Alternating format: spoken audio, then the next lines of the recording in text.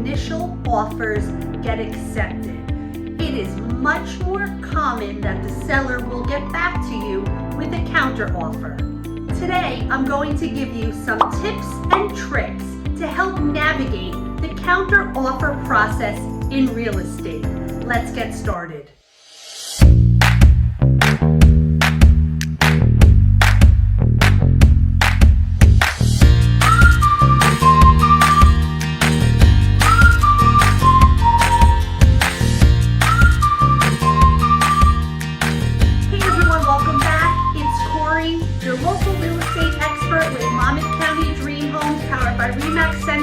Located right here in Marlboro Township. If this is your first time here, I want to say welcome. If you've been following me along, I'd like to thank you for coming back each and every Monday and spending some time with me. Here on my channel, I like to have a lot of fun, but I also like to talk about things that are important and anything and everything regarding real estate, Monmouth County, and my hometown of Marlboro Township.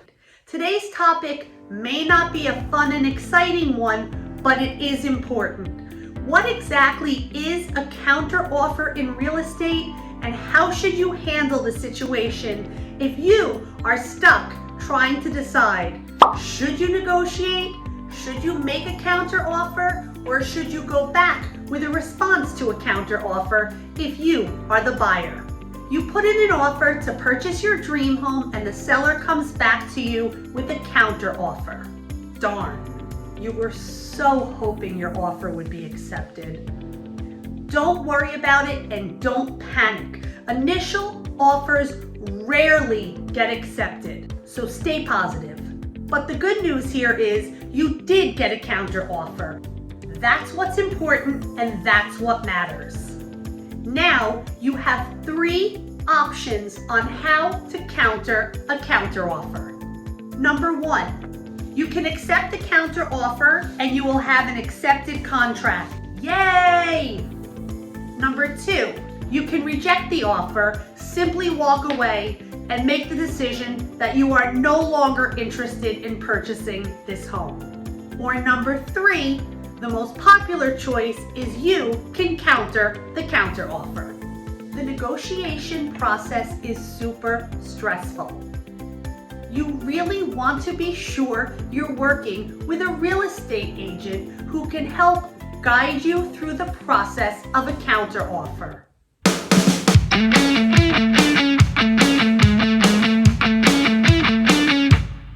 For the purposes of this week's video, I am going on the assumption that you found a house and you really want it.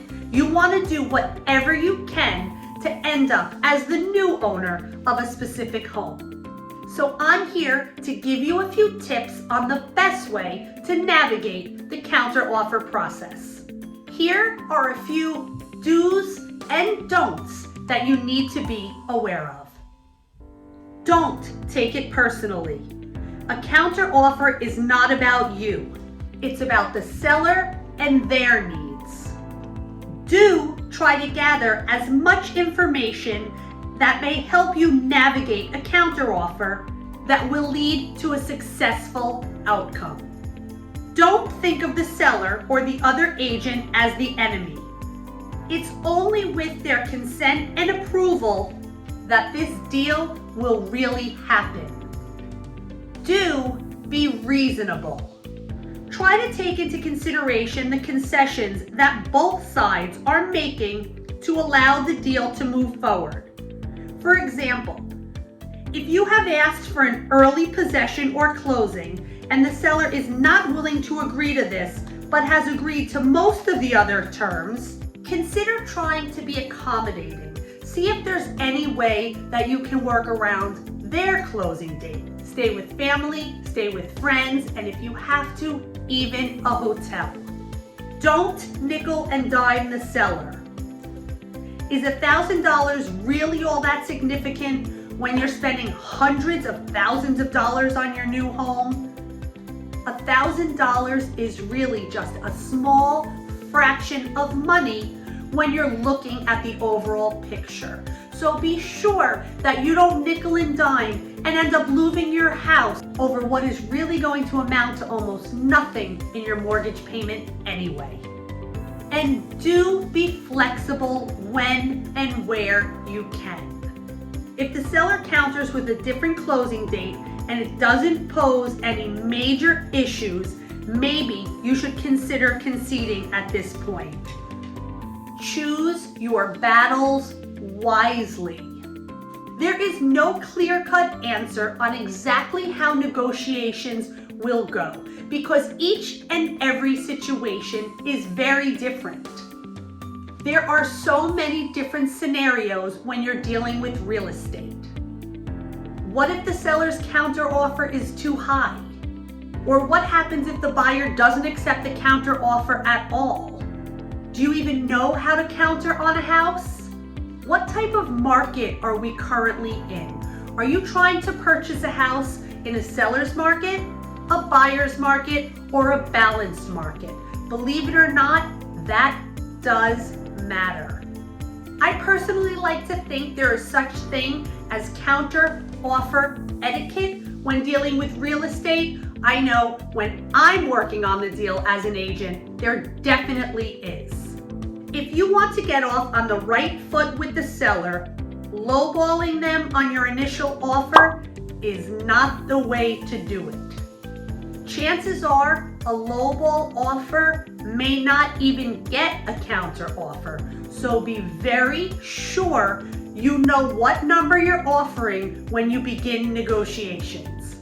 A lowball offer is typically considered when you're coming in 15% or more of market value. So let's assume you made an offer and you were lucky enough that the sellers did come back with a counter. Current market conditions are totally going to dictate how this process goes down. As your agent, I have to have a clear-cut counter strategy for when we enter this process. Here are some common counter-offer tactics. Number 1, increase your sales price. Number 2, increase your deposit money. Number 3, if there's a contingency within your offer and you are able to, you may want to modify it. Number 4, modify your time frame. And number 5, exclude or add personal property from the contract. I think the best way to understand this is to look at an example of an offer and a counter offer. Let's start by saying a house is currently listed at $429,000. Washer and dryer are not included. As a buyer, you write up an offer at $400,000 and close in 30 days. Sounds like a great offer to me. Seller comes back to you at $425,000 and close in 60 days. It may not be what you were hoping for, but what does that counter offer tell you? Number 1, they're really not that flexible with their price. And number 2, although you thought by closing quickly within 30 days would make you look like a better buyer, they actually don't want to close so fast. They're asking for 60 days. You again counter at $415,000, washer and dryer included, and you will close in 60 days. Congratulations, buyer and seller have reached an agreement. Seller accepts your offer and you are heading into attorney review. Okay, so for my example, I made it pretty easy and pretty basic, but not all offers and counter offers go that quickly or go that smoothly.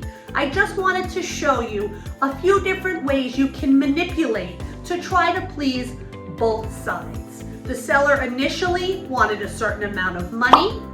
The buyer was coming in lower. The seller did not want to include their beautiful new washer and dryer, but the buyer wanted it, so they asked for it. The seller wanted to close in 2 months. The buyer wanted 1 month. The buyer realized, you know what? If I'm going to get this deal, I will give them their 2 months. And in this case, it worked out for everybody. The Code of Ethics set by the National Association of Realtors, NAR, holds agents to a certain standard of conduct. One rule realtors all have to follow is to disclose when their seller accepts an offer. This is usually done by marking a listing under contract.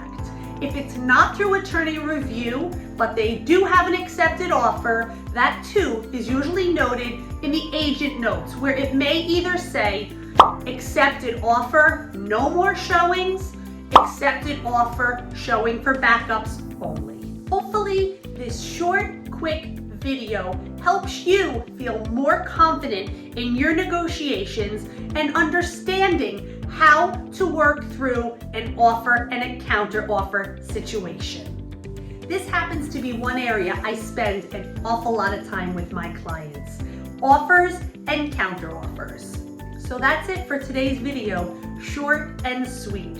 If you'd like to stay up to date on all things real estate, Monmouth County, and Marlboro Township, go ahead and like my Facebook page, my Instagram page, and you can always find me on Pinterest and of course right here on YouTube.